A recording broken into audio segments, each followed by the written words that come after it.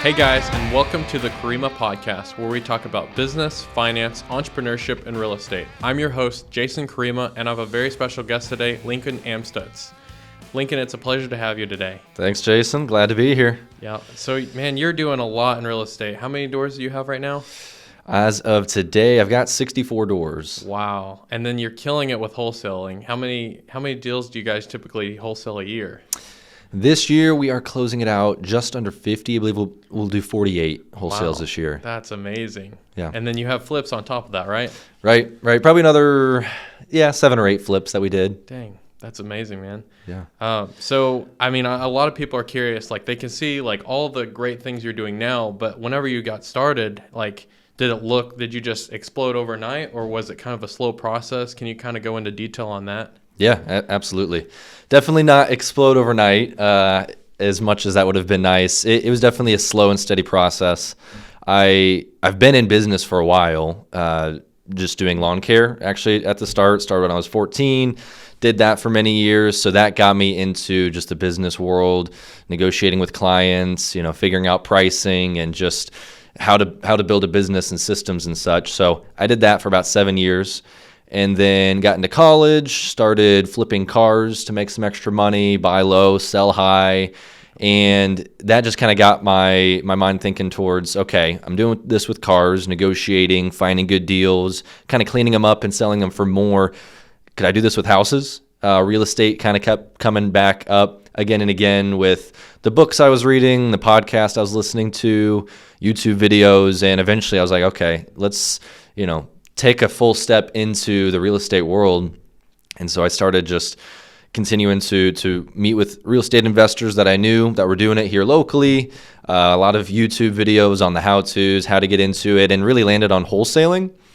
And so wholesaling is the main method that I jumped into real estate with, and is the main mode of business that we deal with today still, because of the easier entry point. So after just doing enough research over a few months, it was kind of time to start taking a step into getting into deals and actually taking action on making something happen. And it was essentially just focusing on, okay, I know how real estate works in general. I know the basics of the A to Z, how to do a wholesale deal. Now let's just start taking steps that will directly lead towards me getting my first deal. And that consisted of driving around, looking for houses that needed fixed up, calling those houses, and putting up signs that we buy houses, and just kind of getting the word out that I'm buying houses, talking to sellers. And that led me towards my first wholesale deal, and that got me in the game. So kind of went from there, one at a time, to doing multiple. But that was the trajectory of being in business, looking at doing real estate, and then getting that first one underway. Awesome. So how long ago did you do that first wholesale deal? Right at 4.5 years ago. Okay. So been in it for a little bit now. Yeah. And then how long after that did you start flipping houses? So I just wholesaled for about a full year before I actually closed on one and then went through the process to rehab it. In fact, I didn't flip one for probably closer to 2 years. Mm-hmm. That first year was wholesaling. The second year was wholesaling and doing BRRRR investments, keeping them as rental properties. And then eventually it made sense to start selling off some of the flips rather than keeping as rentals. So that came a little bit later. Yeah. Well, that's awesome. So if someone's really wanting to get into real estate, what would you advise them do first? Do you think wholesaling or rental property flips? What's your opinion? Mm-hmm. I'd say you have to kind of take a look at your end goal. What is that? Is that to create a cash flowing business, and your focus is on that business, and that's your main project? That's the asset that you're trying to build? Or is it rental properties and long-term passive income through cash flow? Or do you just want to be a realtor? Do you just want to fix and flip houses and you're happy with that? So you kind of figure out what's the end goal. If it's to build up a net worth of rental properties, I'd say you've got a few methods. If you've got more cash and capital, it's probably a little easier to jump into flipping houses. And if you can find good connections or do the work yourself, flipping is a great option. Or if you don't have as much capital, then you can look into wholesaling. And if you don't even want to do that, because you're too risk averse, you want something a little safer, you can just do normal real estate sales as an agent and not really take on any of the risk. You're just representing clients, save up cash, and then start putting those down on investment properties. So it kind of depends on which route you want to go, but those are really the three to generate cash. And then once you're generating cash and building a business, you can start putting that towards investment properties. So for me, it was watching YouTube videos. It was meeting with the people I knew that were in real estate. So I think we all know some people that are doing this. So meet up with them, take them to lunch, and just getting to know them and how they got started, and just reading books, podcasts. There's so much information out there nowadays that there's absolutely a way to get into the business with just that free information, let alone buying a course of some sort, which would just propel that even faster. Yeah. So is real estate what you always wanted to do, or was that just kind of out of the blue and you saw a good opportunity? How did that look? Yeah, it's crazy being in it for 4.5 years now, because when I was younger, it was always something that interested me, that intrigued me. Nobody in my family was ever in real estate, so I just wasn't familiar. For me, it seemed like this untouchable thing of like buying property, and like fix and flip seemed crazy, and all the capital required.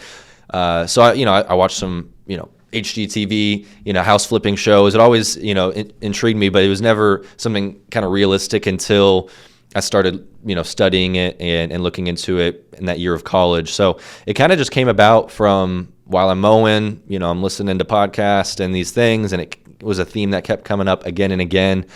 And for me, I didn't really have a specific career that I was trying to go for. I was just interested in business. Yeah.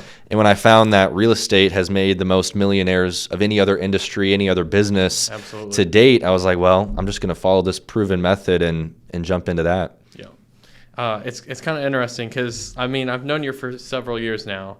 And I remember at one point, I think you had said that you used to flip phones and stuff too, right? Yes. So yes. So you started with like the lawn business, and then you always kind of had maybe a little side hustle, right? So like phones was one of them. Did you have any other like little side hustles that you did?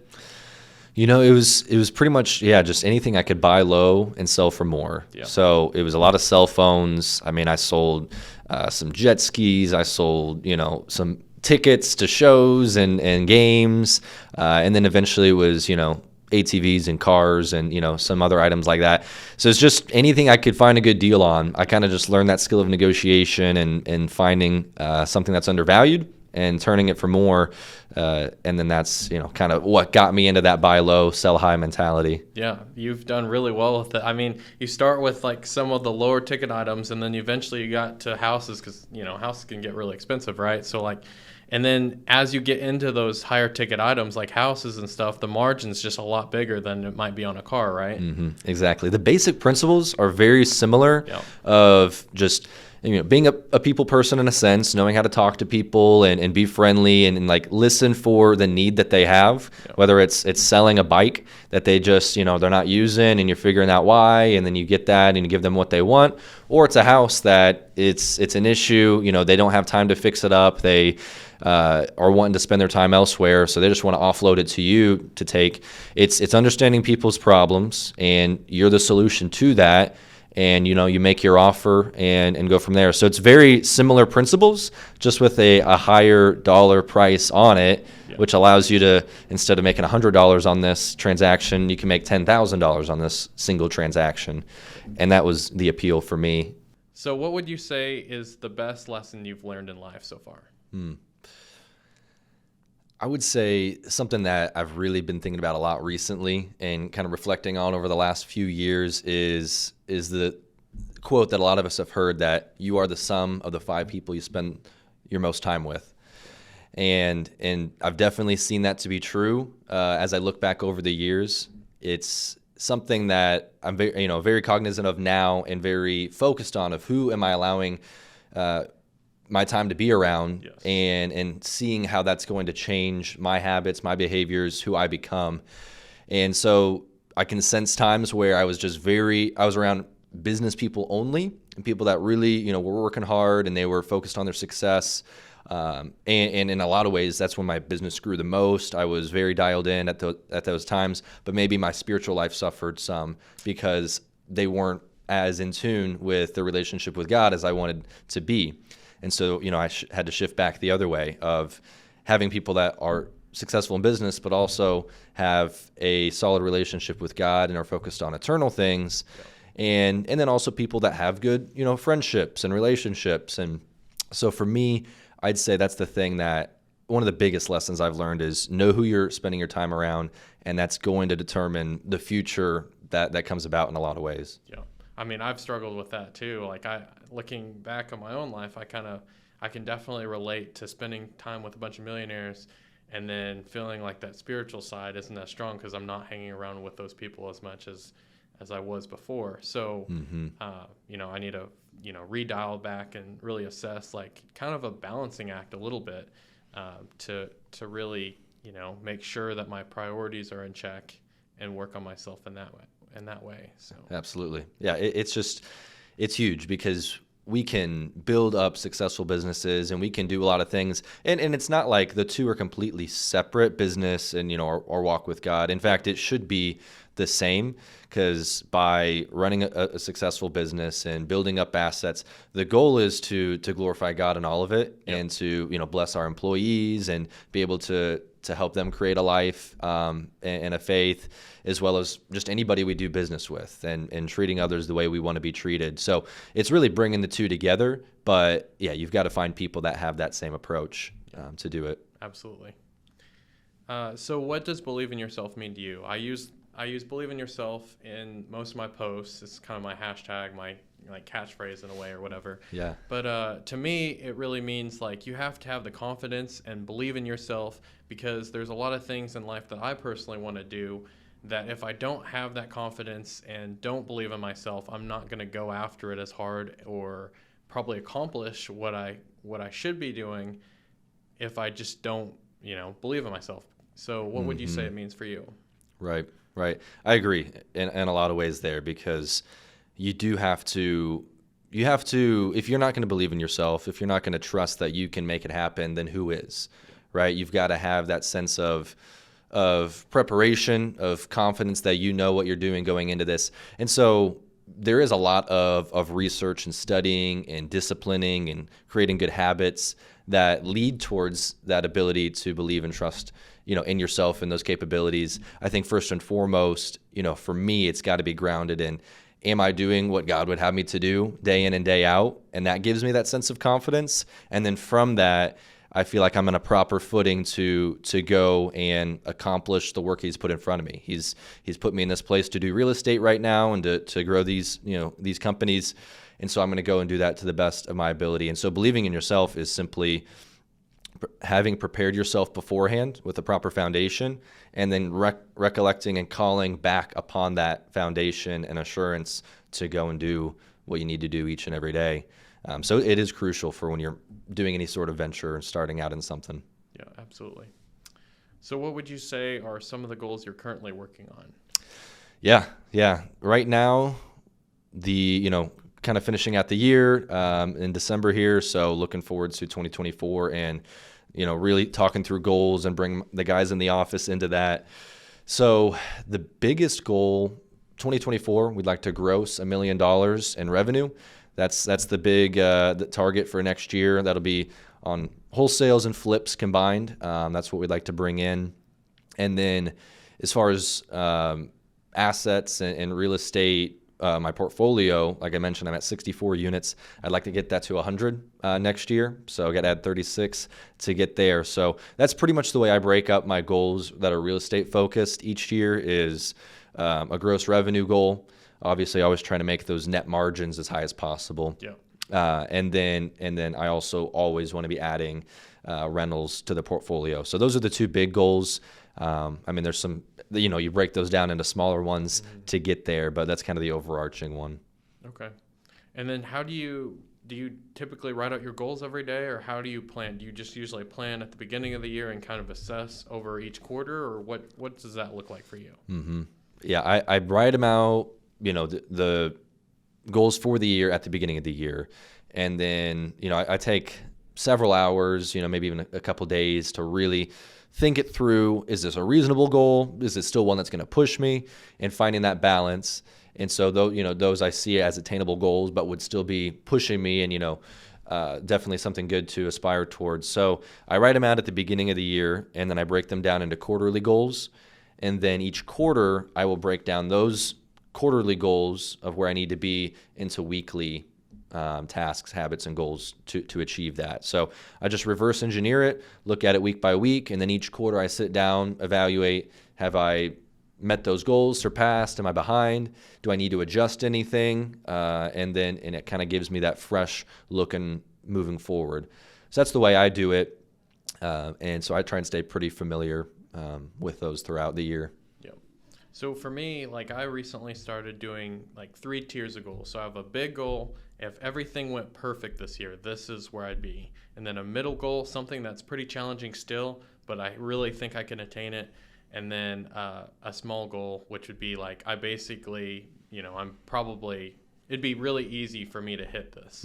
So, because I tend to set these really audacious goals, and I might hit part of it, but not hit all of it, and it drives me crazy, right? So I needed to figure out a way to where I don't beat myself up so much if I don't hit it, which, I mean, I'm very aggressive with my goals too. So like, no matter what, I feel like I've accomplished a lot, but it's not where I really want to be. Mm-hmm. And so I get kind of frustrated. I really need to reassess, like, okay, how can I do it in a way that's a little bit healthier for me to set them? So absolutely. I like that though, kind of having those different tiers of, the extremes on the goal side. And that's the thing is, I do think erring towards the side of setting big goals is definitely the way to go because, actually setting up habits and procedures week by week that would allow you to get there. Yep. And so if you come in, at 80%, 70%, you still have gone a long way because you set up a big goal that you were trying to reach. And so it's more so about setting that large number or whatever it is, and then reverse engineering it to make sure it's possible to get there. And so if you come up a little short, you've still moved really far. Yeah. So is there any hurdles that you're dealing with right now that you really want to kind of get figured out? Like I have this belief that there's something that most people are scared to do for their business right now, but they know if they go ahead and do that scary thing, it's going to propel their business a lot. So is there anything like that you can think of? It's the same thing that it's been for a little while, unfortunately, but it's something that I'm getting better at, I feel like, and that would be really hiring, making another hire. I've got 2 full-time guys in the office right now, and they do a great job, Luke and Matt. They do acquisitions and dispositions for the wholesale deals and some of the flips.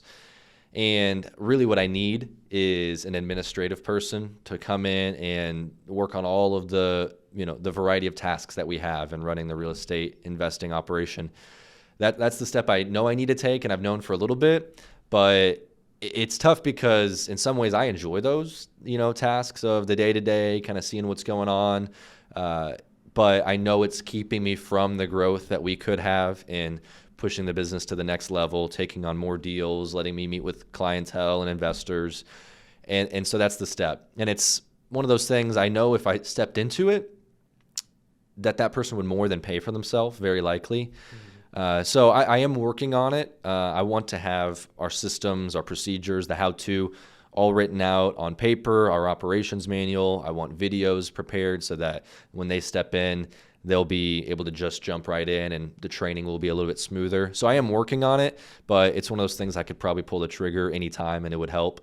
Yeah. So that's the thing, is hiring has been a little bit of a slower stepping stone than it needed to be throughout the years. But all in all, I'm happy with where we're at. Our team is great. And so I think just taking that next step will be the big move. Yeah. I mean, I think you're killing it, man. I think you're doing an amazing job. So I'm really proud of you. Yeah, thanks. Yeah. So how have you grown over the years? And is there anything that makes you more successful than you used to be? Like any lesson that you learned that really helped propel you or anything like that?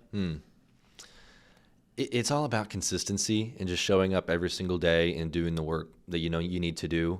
I mean, you hear that a lot, but it's just the truth of really, I mean, especially when you start out, you can get distracted with working on a million different things, but 99% of them don't lead towards getting a deal directly or getting, whatever the revenue source is for your said business. It's not leading towards that. It's just doing all the other things that make up a business. Maybe you're building your website, you're starting another LLC, you're writing out all your procedures right off the bat, when really you just need to be picking up the phone and start to call people to make a sale. And for me, I realized that thankfully early on, and I just focused on what is going to directly lead towards me doing another deal and making money for this business, so that later on I can do the extra things that will help us grow and market and build our brand. So just focusing on those consistent actions every day, and it's just about showing up and doing the work. You can put in 60-hour weeks, but if you just do that for a few weeks and get burnt out, it's not sustainable and it's not going to be the growth you need. I pretty much have always just stuck to 8-hour days. Sometimes I'll work a little more, but just doing that year after year, studying and then implementing, that's led me to where I'm at today. So I would just say, pick your field of focus, whatever business that is, and then just break it down and take the actions needed, and the results will come. Yeah. So long term, do you see yourself consistently always be doing those 8-hour days, or what are your thoughts like in the future, next few years? Are you wanting to dial back, or kind of what's your plan there? Mm-hmm. The goal has always been, you could say, financial freedom or just freedom of time, just the ability to have enough passive income. I say passive, there's always going to be some work related to it, but maybe just a couple hours a week. Yep. Setting up enough assets and cash flow from the business and getting that all to a place to where I have the option to work, not the need to work. Yep. And I always know I'll be working and doing something. I just love to do it. I think that's how God's wired myself and people in general, is just to work hard and to have something you're putting your time into. Yep. But I could see that time going, stepping back from 8-hour, 9-hour days down to 3 or 4 hours, so that I can spend more time with my future family, spend more time with my church, and opportunities to serve the community and focus some efforts there. That's really where I'd like it to be, is always involved, always growing, but just having that option rather than the need and demand to be there to make ends meet. Yeah, that makes a lot of sense. So what's one of your favorite business books, or do you have like a few you'd recommend? Yeah. Definitely love reading business books. I would say the one that I always come back to, I've read it a couple times, is Never Split the Difference by Chris Voss. Yeah. It's just a phenomenal book. I really like books that have to do with the person-to-person interactions, kind of the psychology of people, and just talking and those types of things. Your books like How to Win Friends and Influence People, big fan of that. But Never Split the Difference, to me, I think does such a good job of just breaking down conversation, negotiation. I mean, if you want to be good at business in general, good at sales, you've got to be a good negotiator. You got to know how to talk to people. So I just love all the tactics that it gives, the methods it breaks down of your tone, of good things to say, things to avoid. So I'm a big fan of Never Split the Difference. I would say be my biggest one. And then really like Atomic Habits. That's another one that, can be business specific or just self-improvement in general. Habits are everything. What you do consistently makes up who you are and what you're going to become, and in so many ways. So the Atomic Habits book is a really phenomenal procedure of, talks a lot about goals, breaking them down, and just setting a baseline of at least every day. These are the habits. These are the things that I'm going to focus my time on, and it's going to lead towards a certain result. So that is also a huge one that I have enjoyed reading. Yeah, I enjoyed both of them. I would say for me, one of my favorites is like Rich Dad Poor Dad, but I feel like that's what a lot of real estate guys had said. And so I just feel like that's one book that'll always, like, if you're not sure about like how to handle debt, and you really want to get into a mindset to where you're doing a lot of real estate deals, and debt's that one thing that's like, oh, I'm scared of debt or whatever, that'll shift your mind to where you're like more aggressive and like, okay, debt is good if you do it correctly. And so that's one thing that's helped me a lot. I completely agree. It was really probably the first real estate specific book I read, as it is for many, but it's everybody's favorite for a reason. It just breaks it down of how money actually works, right? And working for assets and building those up rather than always working for your money. To me, the biggest thing in that book that just kind of clicked was he's got the quadrants of employed, self-employed, and then business and investments. Yeah. And I always worked for myself with the lawn care, and I thought, okay, you know, I'm doing the right thing. I'm working for myself. You know, I don't have a W-2. This is it, right? But it's just another job. It's just another job. You happen to own that job, but in fact, it might be more work because it's all on you to get the business, to keep it rolling. And so you're just still trading your time for money rather than your money working for you. And that can happen when you build up a business. That can happen when you put it in investments. So that was really the big thing that clicked for me as, okay, this is actually how money works. How can I focus on the right side of that quadrant of building a business and investments rather than just always working for money my whole life? Yeah. And then like true wealth is whenever you don't really have to work for money. Like money flows to you regardless. So like, you know, obviously with rental properties, there's still going to be work, but you could hire a property manager. You could do things to where it's pretty much passive, right? But that cash is still coming every month, right? Right. And then his other book, Cash Flow Quadrants, there was a quote, something along the lines of, true wealth is measured in terms of if you were to stop working today, how long would you be able to maintain your standard of living? You know, what would that timeline be? Yeah. So it's like, if this is my standard of living, this is where I want to be, or maybe I want to even increase the standard of living. That's great. How long can you go without working to maintain that standard of living? And that takes assets, that takes a business that's running on its own without your direct intervention. So those kind of books, it just changes your mindset on it, going from, okay, I'm going to be working for money my whole life. How can I make the most money per hour? To, okay, these doctors, these, engineers, whoever, they might be making a lot per hour. That's great. But as soon as they stop working, the money stops coming in. I don't want to be in that position. I want to build a business that'll continue. Yeah. So you kind of touched on this earlier, but what would you say to someone that really wants to succeed in life or in business? Like, it doesn't have to be something completely specific, but like, what are some of those things that you think they need to be doing if they really want to succeed? You know, first and foremost, for me, my faith is central to everything, and I credit all of my success to God and to the foundation that really was laid out for me from my upbringing, my parents, and that's kind of the core. So for my experience and for really anybody, I could recommend just having a solid faith and following God that you're standing on, some sort of method by which you live life, a purpose and truth that you're following. In a world where everybody's living by their own truth, their own way, I believe that the way to live is laid out clearly in the Bible. This is how we know what is right and wrong. This is something that's been proven and tested over thousands of years, rather than everything that I'm just conjuring up in my mind right now. This is what I think is right. This is what I ought to do. So having a standard for truth, of purpose, and following after God, I think is going to be crucial. And then with that gives you a why. I think everybody needs to have some sort of why for what they're doing in business and in life. Not only for yourself, so that you have something you can wake up to every single day and be excited about, know why you are doing what you're doing, some sort of mission you're accomplishing, but also for the clients that you're going to have and the people you're going to do business with.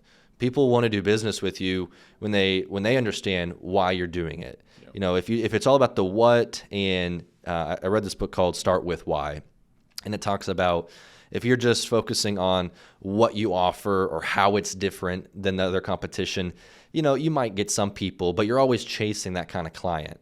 You look at companies like Apple or like Tesla, they got a big why, right? Mm-hmm. They're going in to be different, to be innovative, and people can grasp onto a mission like that. So having a why as a business owner, as an individual, is critical for yourself, waking up each day and having a purpose of what you're going into, and then for others to see that in you and in your company. So having a purpose, having a why is going to just go so far. Mm-hmm. I wanted to ask you, do you guys, or do you at least feel like you have more problems than most people? Like being a business owner with several different layers and all the stuff that you're doing, would you say you probably have more problems than most people? I would say at least as many, yes, if not more, just because of the amount of interactions that I have at this point. When it's just me, I'm kind of just focused on those types of problems versus now I've got employees and their, livelihoods to look after. I've got contractors and title companies and all these people I'm dealing with. And that just every interaction you have has the potential for more of those problems. Yeah. So for me, it's never been about reducing the amount of problems. It's about what are the problems that I'm going to be dealing with. And I get to choose what kind of problems they're going to be. Yep. Is it going to be problems on not having enough money and not being able to make ends meet and not knowing what I'm going to do for work? Or is it the problem of, okay, we have this huge deal, but it's hanging in the balance here. If I can't negotiate it the right way or if we can't come to some sort of agreement, that's a problem I'm okay with having. Yep. And can almost thrive under that kind of stress. But it's the type of problem that I'm choosing and getting myself into. So maybe more, but better problems than I would have had if I wasn't in this position. Yeah, you touched on that exactly where I wanted you to go. Like, you basically said that you are in charge of your own problems. So like things that like I'm praying through right now, like, man, this sucks or blah, blah, blah, blah. It's stuff that I prayed about a long time ago having to deal with. Some of these things, it sucks whenever you're going through it, but like these are the problems I wanted a long time ago that I'm finally here having those issues. Exactly. So it's like a completely like different mindset shift that you have to really like think about. Mm-hmm. It is. Yeah. If you're just trying to eliminate your problems, you're just focusing your energy in the wrong place because they're not going away. Life is difficult. It's going to be hard. It's always you just choose your own difficulty. You choose what hard it's going to be. Yeah. And I even say this about risk a lot of the times. People might say, well, starting your own business is risky. Getting into real estate and owning properties is risky. What if the tenants are bad? What if they do this and that? Everybody's going to have risk in life. I think it's riskier to stick with a very safe, comfortable W-2 job that is limited in your earning capacity in a time where inflation is going sky high, when the world is a mess, and employers might drop you at any given moment. I think I see more risk in that route rather than the business owning, investment having route. And maybe up front it takes more risk, and up front it takes more ingenuity to make it happen. But down the road, you'll see that difference come about. So it's a matter of just choosing the risk that you want. And it's not to say that everybody has to go start their own company and put all this money into cash flowing assets. Some people are very content with the jobs that they have, and that's great. That's where God has them. And I say more power to you. But that's just my take on risk of people might think that there's more on this side than that, when in reality, I kind of see it the opposite way. Yeah, I would say this is your sign to go after whatever you're wanting in life. If you want to be a business owner, if you want to just be like a housewife or whatever, like whatever it is in life that you really want, just strive to be the best that you can be in that position. Absolutely. I agree. So what kind of legacy do you want to leave? Maybe talk about like, for your kids in the future, how you want to be remembered, stuff like that. A big part of why I do what I do is first and foremost to glorify God in all my actions. In fact, I read in 1 Corinthians 11 just a couple days ago, whether you eat, whether you drink, whatever you do all for the glory of God. That's my why. That's the reason I'm here on this earth, and to treat others the way I'd want to be treated, to be honest and have integrity in my interactions. I want to be remembered as a person that lived by those standards. And really for my family, future family, I just want to set them up for success. I want to give them the opportunity to do what they would like to do, to not have to worry about making ends meet, not for the sake of just security in this life, because that's nice, but it's not the ultimate.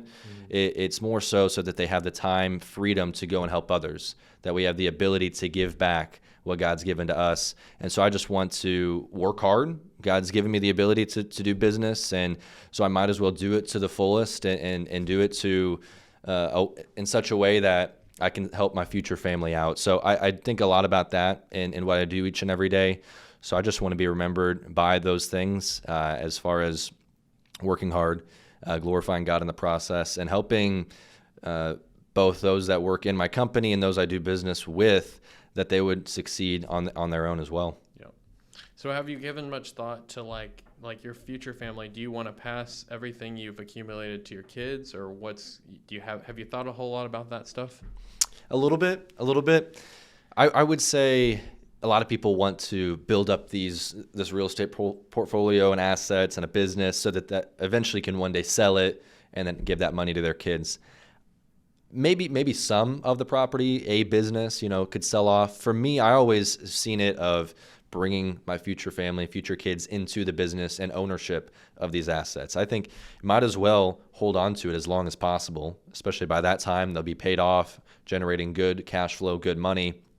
So the goal is really that they would just be brought into, the properties and the things I own, and then just take it and grow it even further so it can be generational instead of just stopping with just my kids, that it can be theirs on and on. Yeah. And then what's your opinion? Do you plan to eventually have everything paid off, or do you want to just keep refinancing it and just writing that out? What's your opinion? I've gone back and forth because the more you leverage, generally the faster you can grow, right? And so using good debt to grow your company is always going to be, the fast track in a lot of ways. And so that's what I've used big time in getting started. But I think I just see that tapering off as I get a little bit older. So for me, I might, in special cases, if I cannot find new money and money that is, just from another hard money source, cash funds, whatever, that'll be my first choice, is using new money to take down a good deal. But if I couldn't, then I would look at pulling some of the equity that I have in properties to take down that deal. I think all in all, I'm going to just pay those down over time and try not to touch any of that equity, just let it get paid off. Unless there's a kind of a deal of a lifetime that I can't find money elsewhere for, then I would use that and wouldn't feel too bad about it. But I'll definitely pull lines of credit off of that equity, use that to buy new places or, short-term fix and flips and such, but then immediately pay back those lines of credit. Yeah, that's kind of the game plan. Okay. So do you have some tips on raising private money? Yes. Raising private money is huge. It's definitely allowed our business to grow drastically faster than it would have otherwise. I mean, like I said, when you leverage out, there's just more you can do. Yeah. If you're just dealing with one source of money at a time, you're stuck to one flip at a time, one BRRRR property, whatever it is. And so for raising private money, for me, I just initially looked at my network. Who do I know that probably has a lot of money, who's willing to invest it? So I just pitched the opportunity to invest to a lot of the friends and friends of family that I knew, and so now I have a handful of guys that I can call for cash funds that are willing to lend. I also reached out to my local real estate investor group, my local title company, to see, hey, who do you know that's lending money, who's investing cash funds into real estate? So I've got a couple of more institutional or full-time cash lenders from sources like that. So it's definitely possible to do multiple at once, and it's one of those things. And you can also borrow from the banks, get good connections with the banks. The way I do it, though, is I like to leverage out as much as I can on flips, not my rentals, but on flips, short-term holds.